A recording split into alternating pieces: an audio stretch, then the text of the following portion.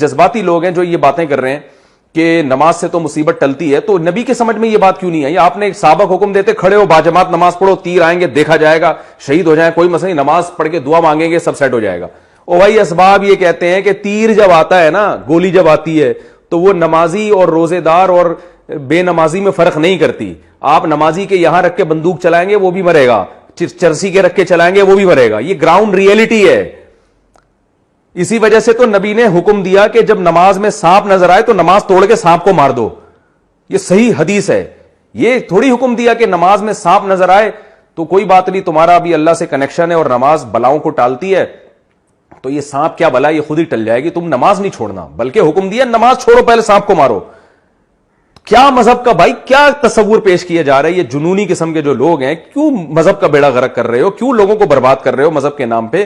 علم صحیح نہیں ہے تو چپ رہ جاؤ، یہ زیادہ بہتر ہے تمہارے لیے۔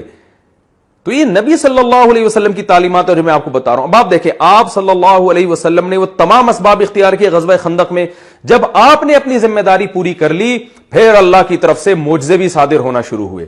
جب صحابہ کرام کو بھوک لگی ہے، بھوک سے بے ہوش ہونے لگے، مرنے لگے، شہادتیں ہونے لگی، یہ حالت ہو گئے صحابہ کے، اب چونکہ ان کے پاس کوئی آپشن نہیں تھا، پھر کیا ہوا ہے کہ ہانڈیوں سے سالن نکلنا شروع ہوا، اور آپ صلی اللہ علیہ وسلم نے حکم دیا کہ بھئی ڈھکن نہیں ہٹانا دیگچے سے، اور صحابیہ کو حکم دیا کہ برتنوں میں سالن ڈالتی رہو اور ڈھکن نہیں ہٹانا۔ اتنا سا شوربہ تھا اور وہ سینکڑوں صحابہ کو کافی ہو گیا۔ اب اللہ کی طرف سے معجزے ہوئے ہیں، اب اللہ کی مدد آئی ہے۔ آپ اپنی ذمہ داری بھائی پوری کرو، چاہے وائرس کے بارے میں ہو، چاہے وہ کورونا وائرس کے بارے میں ہو، چاہے وہ صحت کے بارے میں ہو، چاہے وہ ڈیفنس کے بارے میں ہو، اپنی ذمہ داری آپ نے پوری احتیاطی تدابیر کرنی ہے۔ اس کے بعد پھر اوپر سے اللہ سے دعائیں مانگیں، مدد آئے گی۔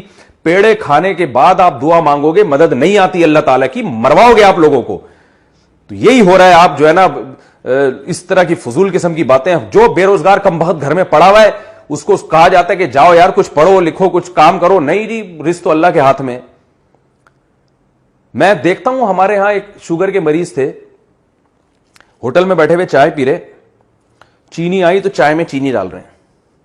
ایک آدمی نے ان کو کہا کہ حضرت آپ شوگر کے مریض ہو، چینی ڈال کے پی رہے ہو؟ انہوں نے کہا بھائی جان موت زندگی اللہ کے ہاتھ میں ہے، جب مارنا اللہ ہے، بچانے والا، بچانے والا کون ہے؟ اللہ ہے۔ تو میں اس وقت چھوٹا تھا، مجھے شروع سے ہی بے عقلی کی باتیں سمجھ میں نہیں آتی الحمدللہ، تو میرا دل چاہا کہ میں ان سے بولوں کہ مارنے والا بھی اللہ ہی ہے۔ ایک بات کر رہے ہو کہ بچانے والی ذات اللہ کی ہے، تو کیا یہ جتنے لوگ جو مرتے ہیں یہ کس نے مارے ہوتے ہیں؟ گورنمنٹ نے مارے ہوتے ہیں یا کس نے مارے ہوتے ہیں؟ اللہ ہی مار رہا ہوتا ہے سب کو۔ تو جو بچانے والا ہے وہ بھی اللہ ہے اور مارنے والا بھی اللہ ہے، اور اللہ کا قانون یہ ہے کہ جو کوشش کرتا ہے اکثر اس کو بچا لیا جاتا ہے، جو کوشش نہیں کرتا وہ اکثر مر جاتے ہیں۔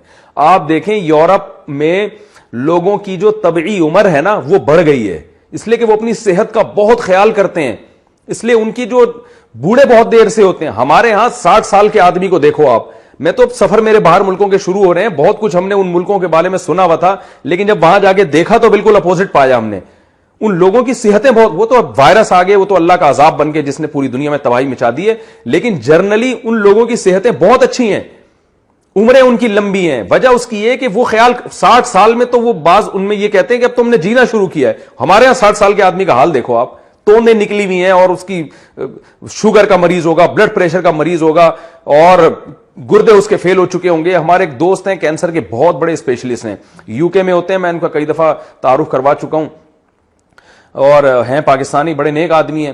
کہتے ہیں کہ مجھے کہنے لگے کہ یار مفتی صاحب پاکستان کے بارے میں رپورٹ یہ تھی کہ یہاں کینسر کے مریض بہت کم ہیں، اور یو ایس اے میں اور یو کے میں بہت زیادہ ہیں۔ تو کہہ رہے ہیں میں بڑا خوش ہوتا تھا کہ چلو ایک مرض تو ایسا ہے پاکستان میں جو بہت کم ہے اور دنیا میں زیادہ ہے۔